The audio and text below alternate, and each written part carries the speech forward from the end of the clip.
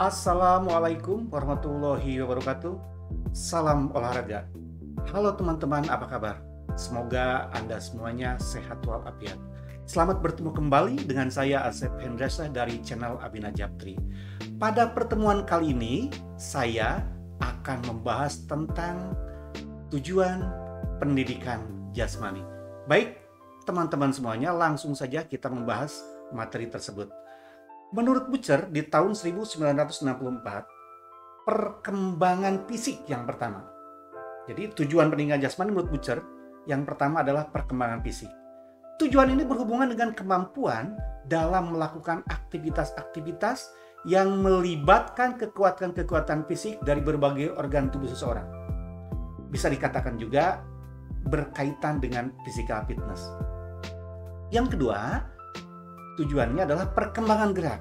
Tujuan ini berhubungan dengan kemampuan melakukan gerak secara efektif, efisien, halus, indah, dan sempurna. Atau dengan kata lain, skillful. Tujuan berikutnya adalah perkembangan mental.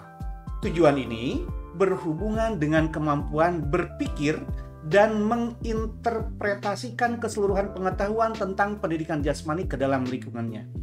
Dan tujuan berikutnya menurut Butcher adalah perkembangan sosial.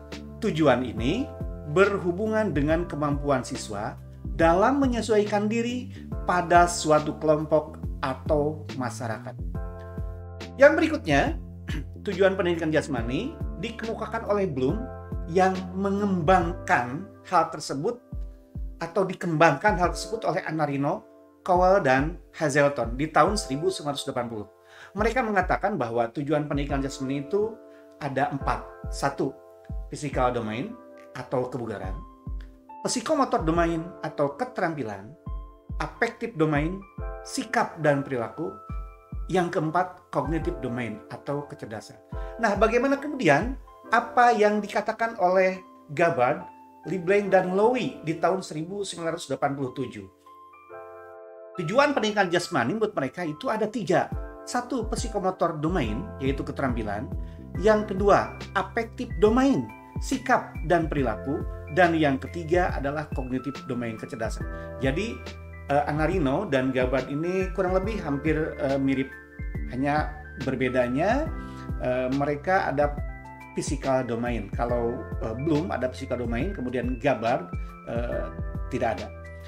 Yang berikutnya, menurut International Charter of Sport and Physical Education, mereka mengatakan begini, pada intinya bahwa pendidikan itu tidak akan lengkap kalau tidak menyertakan pendidikan jasmani dan olahraga. Maka di sana kemudian muncul artikel. Artikel yang pertama menyatakan bahwa praktek pendidikan jasmani dan olahraga adalah hak asasi untuk semua orang. Artikel yang kedua, pendidikan jasmani dan olahraga membentuk unsur dalam pendidikan sepanjang hayat dalam sistem pendidikan secara keseluruhan. Artikel yang ketiga, program pendidikan jasmani dan olahraga harus sesuai dengan kebutuhan perorangan dan kebutuhan masyarakat. Artikel yang keempat, pengajaran, kepelatihan, dan administrasi pendidikan jasmani dan olahraga harus dilaksanakan oleh personil yang memenuhi syarat. Artikel yang kelima, fasilitas dan peralatan adalah cukup penting bagi pendidikan jasmani dan olahraga. Artikel yang keenam, riset dan evaluasi merupakan komponen yang penting bagi pengembangan pendidikan jasmani dan olahraga. Kemudian selanjutnya di artikel yang ketujuh, informasi dan dokumentasi membantu mempromosikan pendidikan jasmani dan olahraga. Di artikel yang ke-8, media massa harus memberikan pengaruh positif pada pendidikan jasmani dan olahraga. Artikel 9, institusi nasional memainkan peranan yang penting pada pendidikan jasmani dan olahraga. Dan di artikel yang ke-10, kerjasama internasional merupakan prasyarat guna mempromosikan pendidikan jasmani secara menyeluruh dan seimbang. Demikian apa yang diungkapkan oleh International Charter of Physical Education and Sport, yaitu UNESCO, di tahun 1978. Yang berikutnya, UNESCO juga di pembukaannya meyakini bahwa salah satu syarat utama untuk penggunaan secara efektif hak-hak asasi manusia adalah bahwa Setiap orang seharusnya bebas untuk mengembangkan dan memelihara fisiknya, kekuatan moral dan intelektualnya, dan bahwa kemudahan untuk memperoleh pendidikan jasmani dan olahraga bagi semua orang dijamin dan ditanggung secara konsekuens. Ingat, ini yang menyatakan adalah UNESCO dalam pembukaannya. Bagaimana kemudian tujuan pendidikan jasmani di negara lain? Kita coba lihat di Rusia. Mereka mengatakan begini, tujuan akhir dari physical culture di negara kami itu adalah untuk menyiapkan generasi muda agar dapat hidup lama dan bahagia, menjadi pekerja yang berproduksi tinggi untuk kepentingan masyarakat dan untuk pertahanan bagi tanah airnya. Demikian yang dikatakan James Riordan di tahun 1977. Nah, sebagaimana yang kita ketahui bahwa yang dimaksud dengan physical culture di negara mantan Uni Soviet ini terdiri dari 4 bagian. 1, pendidikan jasmani. Yang kedua, olahraga. Yang ketiga, rekreasi aktif. Dan yang keempat adalah kegiatan bermain. Demikian di negara Rusia. Kemudian kita coba melihat di Amerika Serikat. Ada beberapa hal yang memang diungkapkan yang merupakan tujuan pendidikan jasmani di Amerika Serikat ini. Saya akan coba menyimpulkan menjadi 2 saja. Yang pertama, tujuan pendidikan jasmani di Amerika Serikat adalah untuk mencapai dan mempertahankan kesehatan dan juga meningkatkan tingkat kebugaran jasmani. Yang kedua, tujuan pendidikan jasmani di Amerika Serikat itu adalah agar para peserta didik ataupun masyarakat memahami bahwa aktivitas fisik itu dapat memberikan kesempatan untuk kesenangan, tantangan, ekspresi diri, dan interaksi sosial. Demikian yang diungkapkan oleh Thomas dan L. Catherine di dalam bukunya di tahun 2003 tentang tujuan pendidikan jasmani di Amerika Serikat. Nah, bagaimana kemudian tujuan pendidikan jasmani dalam konteks keindonesiaan? Arma Abdullah menyatakan bahwa tujuan pendidikan jasmani itu paling tidak 1, untuk perkembangan organ-organ tubuh agar kesehatan dan kebugaran jasmani dapat meningkat. Itu yang pertama. Yang berikutnya, perkembangan neuromuskular. Tujuan yang ketiga, perkembangan mental emosional. Perkembangan yang keempat, perkembangan sosial. Dan tujuan yang keempat, yang tadi perkembangan sosial, dan yang kelima adalah perkembangan intelektual. Demikian yang dikatakan oleh Arma Abdullah. Nah, beliau juga menyatakan begini, tujuan tersebut sesungguhnya merupakan perenungan dan pemikiran dari para pakar pendidikan jasmani di Amerika Serikat di tahun 1950-an. Yang menginspirasi itu antara lain guru-guru besar pendidikan jasmani. Yang pertama, J. Fering William dari Columbia University dan Carl Weber Bookwalter dari Indiana University. Nah, selanjutnya kita akan coba melihat tujuan pendidikan jasmani menurut Abdul Qadir Ateng.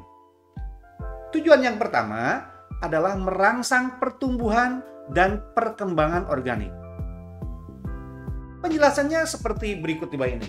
Jadi yang pertama, aktivitas yang bersemangat, teratur, serta terus-menerus sangat penting untuk memperbesar ketebalan lapisan persendian, memperkuat tendon, yaitu mengikat tendon ke tulang, serta ligamen, pengikat tulang dalam tubuh. Yang berikutnya, yang dimaksud dengan merangsang pertumbuhan dan perkembangan organik itu adalah memperbaiki efisiensi pernapasan dan peredaran darah, nadi turun dan suplai darah ke jaringan meningkat, serta recovery menjadi cepat. Yang berikutnya, kesegaran jasmani yang meningkat sebagai akibat latihan yang bersemangat akan menunjang potensi belajar siswa. Tujuan yang kedua, menurut Abdul Qadir Ateng adalah keterampilan neuromuskular atau keterampilan motorik. Nah, maksudnya begini. Keterampilan ini merupakan keterampilan yang dapat dipelajari untuk suatu kinerja yang efisien, konsisten, dan aman. Selanjutnya, beliau juga menjelaskan bahwa untuk memperoleh keuntungan dari keterampilan motorik, baik itu keuntungan fisik maupun sosial, siswa itu seharusnya tidak hanya memiliki keterampilan semata, namun juga perlu menyenangi belajar dan memanfaatkannya dalam kehidupan sehari-hari. Nah, memahami dan memiliki sikap positif terhadap keterampilan motorik itu sangat penting dalam membangun minat sepanjang hayat dalam aktivitas fisik. Oleh karenanya, siswa itu seharusnya memahami bagaimana keterampilan dapat diperoleh dan menguasai dasar. Apa yang harus dikuasai? 1. Keterampilan lokomotor, yaitu berjalan, berlari, lompat, berjingkat, loncat. Keterampilan non-lokomotor seperti membungkuk, merentang, berputar. Dan yang ketiga, keterampilan manipulasi seperti memukul, menangkap, menendang, dan melempar, dan lain-lain. Masih keterampilan neuromuskuler atau motorik menurut Abdul Qadir Ateng, senam di sekolah dasar adalah non-lokomotor dan lokomotor. Membungkuk, meliuk, merangkap, merayap, lari, memanjat, melompat adalah contoh-contoh senam yang juga non-lokomotor dan lokomotor. Atletik juga menurut Abdul Qadir Ateng di sekolah itu lanjutan dari lokomotor dan manipulasi. Jadi di beberapa sekolah lanjutan, atletik masuk ke dalam lokomotor dan manipulasi. Seperti memukul bola, mendorong meja, mengangkat bangku, lari 30 meter, melempar buah mangga misalnya di pohon dengan pecahan genting.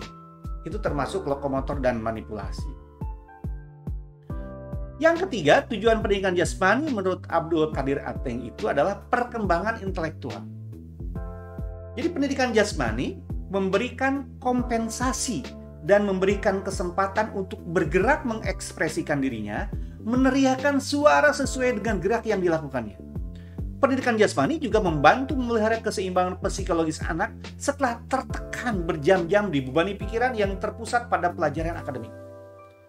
Nah, ini yang menarik, ada hasil penelitian Butcher.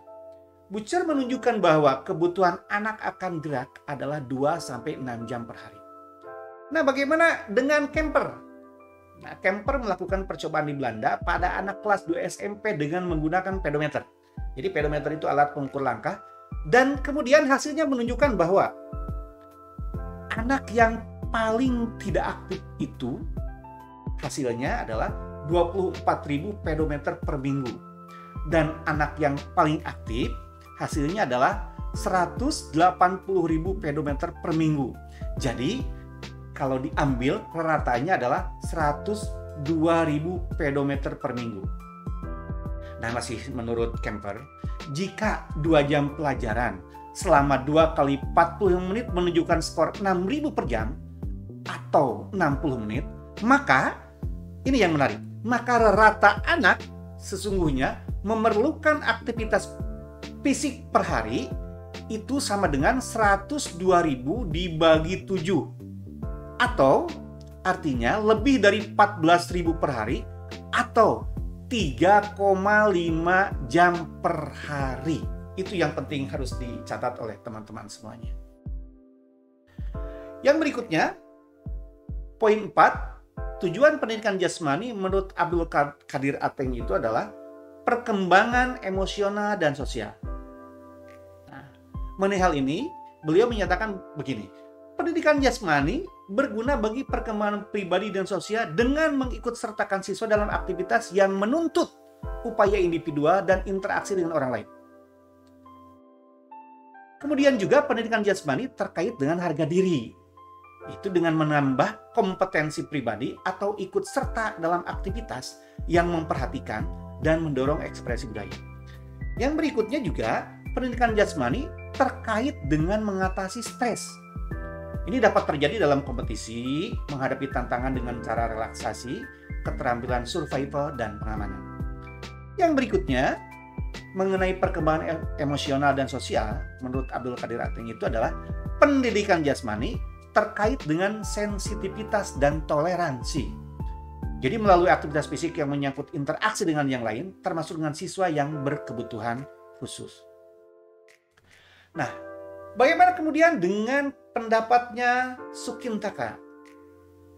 Beliau menyatakan begini, jika melihat modelnya Annarino, Cowell, dan Hazelton, maka sesungguhnya dapat diketahui bahwa tujuan pendidikan jasmani itu terdiri dari 4 ranah. 1 jasmani, 2 psikomotorik, 3 afektif, 4 psikomotor. Nah, keempat ranah ini merupakan tujuan sementara jika dipandang bahwa pendidikan jasmani itu merupakan bagian dari pendidikan dan tujuan pendidikan ini merupakan tujuan akhir. Jadi kesimpulannya begini menurut Sukintaka. Tujuan pendidikan jasmani itu merupakan pelengkap atau penguat tujuan pendidikan. Nah, kemudian beliau memberi catatan begini. Apabila anak didik melakukan aktivitas pendidikan jasmani, misalnya anak bermain kejar-kejaran, maka pada kegiatan yang tidak mereka sadari itu akan menjadi penyebab terjadinya perubahan-perubahan. Apa saja perubahannya? Perubahan pada anak-anak tersebut diantaranya akan terjadi penambahan kekuatan otot tungkai, daya tahan otot tungkai, peningkatan fungsi alat-alat pernapasan atau kardiovaskular, dan kelentukan sendi-sendi tubuh terutama sendi-sendi tungkai dan sendi lengan. Nah, jadi menurut Sukintaka, tujuan pendidikan jasmani itu yang pertama, jasmani dan psikomotorik. Anak yang melakukan aktivitas atau bermain dalam kehidupan sehari-hari akan berpengaruh positif terhadap kekuatan, kelentukan, bahkan daya tahan, baik otot-otot lokal maupun daya tahan kardiovaskular. Tapi beliau menggarisbawahi begini, betapapun baiknya pengaruh aktivitas anak yang tidak terencana, tentu akan lebih baik kalau aktivitas itu direncanakan dan hasilnya pun dapat ditentukan sesuai dengan pertumbuhan dan perkembangan anak. Nah, kemudian selanjutnya, peningkatan kemampuan motorik akan ditunjang oleh keadaan jasmani yang lebih baik. Keadaan jasmani yang baik apabila keadaan jasmani itu tumbuh dengan baik. Nah, kemudian apa yang dimaksud dengan tumbuh? Maksud tumbuh itu adalah otot yang makin panjang, makin kuat, dan makin lentur. Hal ini disebut pertumbuhan. Kemudian Sukintaka menyitir pendapatnya Papalia dan Olds di tahun 1979 yang menyatakan bahwa pertumbuhan itu merupakan perubahan kuantitatif organ tubuh yang dapat diukur dengan panjang cm, dalam berat kilogram, atau dalam ukuran isi cm kubik. Nah, sedangkan yang dimaksud dengan perkembangan menurut Papalia and Olds ini, perkembangan itu merupakan proses perubahan menuju ke arah yang lebih baik.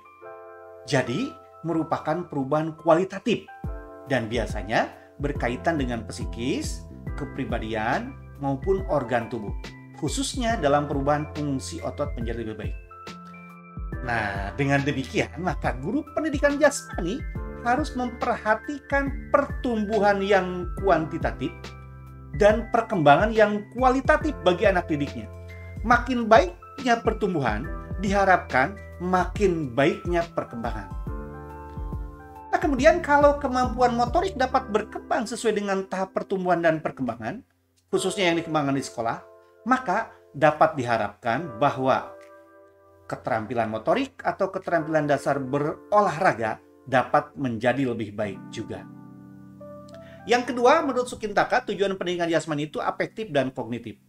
Perilaku pendidikan jasmani atau pelaku bermain terdorong oleh rasa senangnya, maka mereka akan bergerak, bersikap, dan berperilaku secara spontan, alami, dan asli. Sehingga guru pendidikan jasmani harus mampu menilai aktivitas anak didiknya. Menurut Anarino, Cowell, dan Hazilton, perlu diingat bahwa tujuan pendidikan jasmani itu mencakup aspek afektif karena satu, karena bahwa dari gerak tersebut berakibat sehat pada dirinya, maka orang tersebut akan mempunyai respek untuk tetap melakukan gerak. Dan tentu saja gerak itu berwujud cabang olahraga. Yang kedua, aktualisasi diri. Yang ketiga, menghargai diri. Dan yang keempat adalah konsep diri. Nah, kemudian yang termasuk dalam aspek kognitif ini adalah satu, pengetahuan, dua, keterampilan intelektual, dan yang ketiga, kemampuan intelektual. Yang berikutnya, masih menurut Sukintaka, tujuan pendidikan jasmani itu adalah rasa sosial. Menurut aliran sosiologis, bahwa perkembangan itu adalah proses sosialisasi. Jadi menurut mereka, anak-anak itu pada mulanya bersifat asosial atau prasosial. Kemudian pada perkembangannya sedikit demi sedikit disosialisasikan. Sesungguhnya teori tersebut merupakan pendapat Baldwin yang menjelaskan bahwa perkembangan itu merupakan proses sosialisasi dalam bentuk imitasi atau meniru yang berlangsung dengan adaptasi atau penyesuaian dan seleksi pemilihan. Nah, berkaitan dengan meniru, ada dua macam. Satu, non-deliberate atau peniruan secara spontan terhadap gerak, sikap, dan gaya orang dewasa. Nah, peniruan semacam ini dapat dilakukan dalam pendidikan jasmani, terutama pada anak tingkat umur TK atau SD kelas rendah. Misalnya begini, pada materi senam, mereka akan menirukan kapal terbang, sikap kapal terbang, sikap baling-baling, atau gerakan mendayung. Meniru yang kedua adalah deliberate. Peniruan ini akan terjadi bila anak bermain untuk menirukan peranan sosial. Misalnya berperan menjadi guru, berperan menjadi pilot, berperan menjadi penumpang bis atau kereta api, dan lain-lain. Nah, untuk melakukan permainan tersebut perlu direncanakan.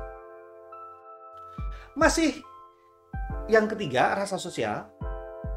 Sukintaka menyatakan begini, contoh dari kedua peniruan di atas merupakan bentuk permainan kecil, yaitu permainan yang tidak mempunyai peraturan tetap dan tidak ada organisasinya.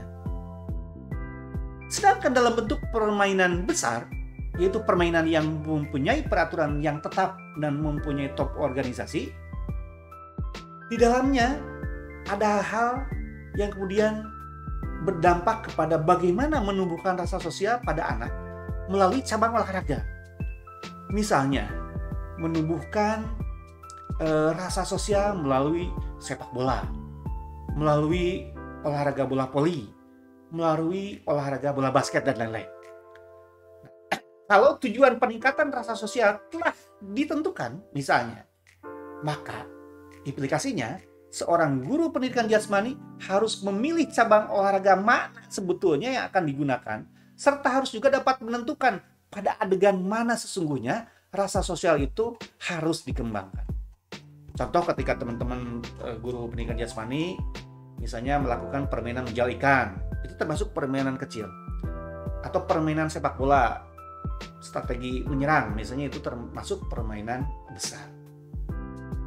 Selanjutnya, tujuan pendidikan jasmani yang keempat menurut Sukintaka adalah rekreasi pendidikan. Rekreasi dari bahasa Belanda, recreation dari bahasa Inggris atau Amerika, keduanya mempunyai arti menciptakan kembali, dengan pengertian kembali kepada kejadian sebelumnya.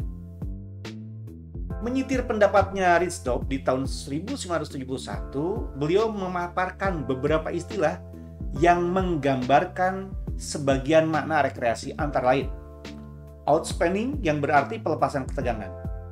Kemudian dalam bahasa Jerman istilahnya adalah Ausgleich yang setara dengan bahasa Belanda Balanceerstellend yang berarti keseimbangan dinamik dan mempunyai pengertian sebagai sistem rel atau kendali bagi seseorang, dan dapat juga berupa pengertian norma atau pengungkapan dalam membentuk hidup bersama atau bermasyarakat. Nah, kemudian dalam istilah Inggris atau Amerika juga dikenal dengan istilah leisure yang berarti waktu bebas atau waktu senggang. Ada juga istilah rest time, waktu istirahat. Fitzgerald berpendapat bahwa waktu senggang dan rekreasi itu tidak sama. Karena aktivitas kenakalan remaja pada waktu senggang bukan kegiatan rekreasi. Penggunaan waktu senggang dapat dikatakan rekreasi bila kegiatan itu secara moral sehat, membentuk jasmani, rohani, dan membuat orang lain senang. Yang dapat menjadi motif pelaksanaan waktu luang adalah memberikan perasaan senang yang penuh. Berikutnya menurut Dumadizier menyebutkan bahwa problem rekreasi adalah merupakan aktivitas. Beliau juga mengatakan bahwa nilai rekreasi dapat berbicara kalau bebas dari paksaan, merupakan kegiatan yang profesional dan dapat dilakukan oleh seluruh anggota keluarga. Menurutnya, tujuan rekreasi itu adalah melepaskan ketegangan dan mendukung perkembangan ke arah yang lebih baik. Nah, dari hal-hal tersebut di atas, kita bisa menyimpulkan bahwa sifat-sifat rekreasi itu mempunyai tanda-tanda. Nah, paling tidak tandanya ada 4. Yang pertama, memperoleh kesenangan dari kegiatan itu sendiri. Yang kedua, menggunakan waktu senggang. Yang ketiga, mampu menimbulkan kreativitas baik jasmani maupun rohani. Dan yang keempat, kegigihan mencari kegiatan yang positif biasanya merupakan dorongan dari dalam atau intrinsik dan bukan dari luar atau ekstrinsik. Yang terakhir, ciri-ciri rekreasi kalau begitu menurut Sukintaka ada 4. 1. Ciri rekreasi itu adalah aktivitas ditentukan oleh kehendak yang bebas. Yang kedua, senang karena kegiatan yang dilakukan. 3. Bentuk rekreasi dapat diterima oleh masyarakat. Yang keempat, kegiatan bermakna positif. Demikian teman-teman semuanya, penjelasan dari saya tentang tujuan pendidikan jasmani. Semoga dapat bermanfaat bagi kita semuanya. Saya Asep Hendasa, mohon pamit. Assalamualaikum warahmatullahi wabarakatuh. Salam olahraga.